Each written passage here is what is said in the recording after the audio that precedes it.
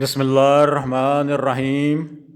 یونس نے کہا، ابن شہاب نے انہیں سعید بن مسیب سے خبر دی، انہوں نے ابو ہریرہ رضی اللہ تعالیٰ عنہ سے، انہوں نے رسول اللہ صلی اللہ علیہ وآلہ وسلم سے روایت کی کہ آپ نے فرمایا، میں سویا ہوا تھا کہ میں نے خود کو جنت میں دیکھا تو وہاں ایک عورت ایک محل کے جانبی حصے میں وضو کر رہی تھی۔ میں نے پوچھا، یہ کس کا محل ہے؟ انہوں نے بتایا، عمر بن خطاب کا ہے۔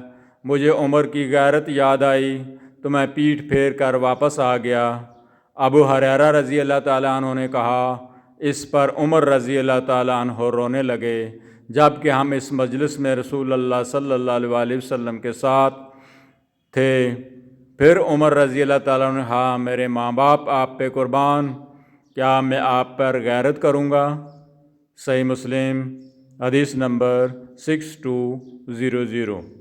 چینل کو سبسکرائب کر دیا کریں تاکہ آپ تک نبی کریم صلی اللہ علیہ وآلہ وسلم کی پیاری پیاری اور اچھی اچھی حدیثیں بر وقت آپ تک پہنچ سکیں۔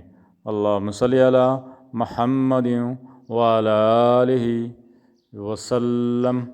اللہم صلی علی محمد وعلی آلہ محمد۔